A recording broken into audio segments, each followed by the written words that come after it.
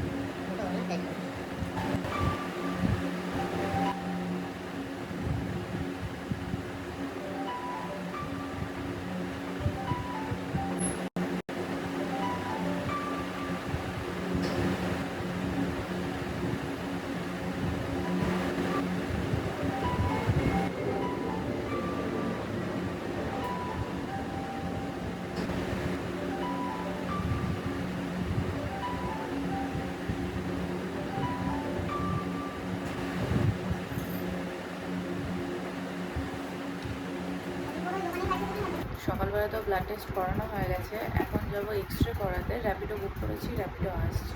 এখন বাজে 2:15। আমি স্নান করে এলাম এখন। সকালে স্নান করিনি, যেহেতু টেস্ট করাতে যাব তার জন্য।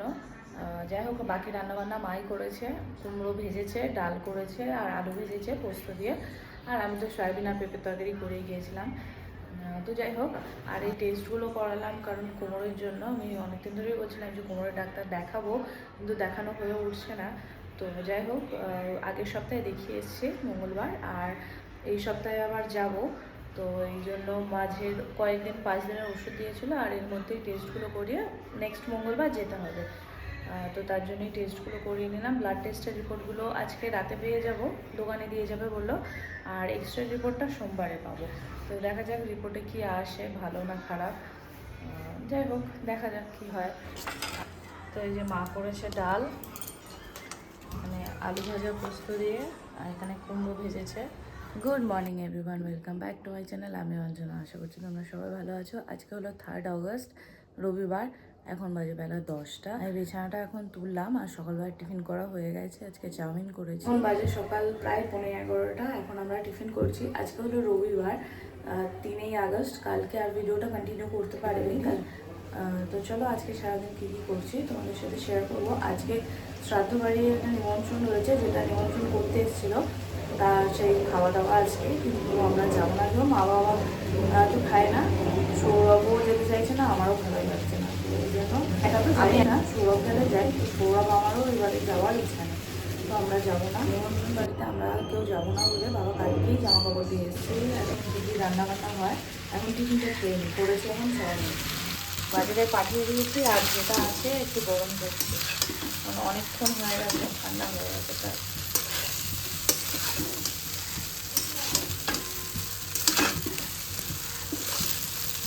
আমরা এত নরম চাউমিন পছন্দ করি, বাবা শক্ত চাউমিন খেতে চায় না, ওই জন্যই নরম করা।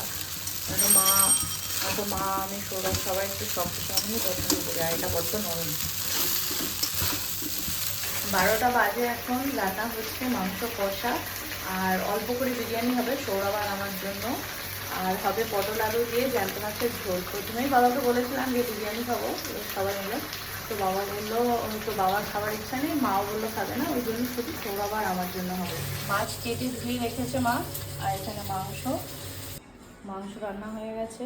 এবার বড় মাকে দেবো, আর পাপিয়া দিদিকে তরকারি দেবো। মাংস হয়েছে পটল আলু জ্যান্ত মাছের ঝোল। এটা মনে হয় রুই মাছ, জ্যান্ত রুই।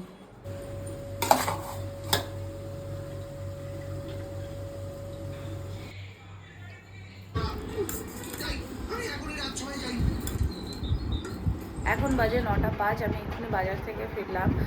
টুকটাক কিছু কাজ ছিল, সেগুলো করেছিলাম। রাখি কিনতে, যে দোকান থেকে কিনি সেই দোকানে এখনও রাখি বসেনি, বললো মঙ্গলবার থেকে বসবে।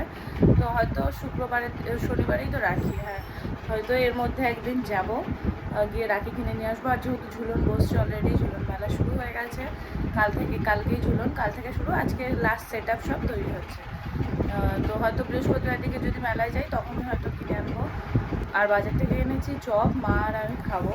তো চলো এখন ওপরে যাই। জন্মাষ্টমীতে গোপালদের বসাবো বলে বাবাকে একটা তক্তা বানিয়ে দিতে বলেছিলাম, সেটাও বানিয়ে দিয়েছে। চলো তোমাদের সাথে শেয়ার করি। তো এই যে ভাই বললো একটা খাবে পাউরুটির চপ, তাই ওর জন্য একটা রেখে দেবো।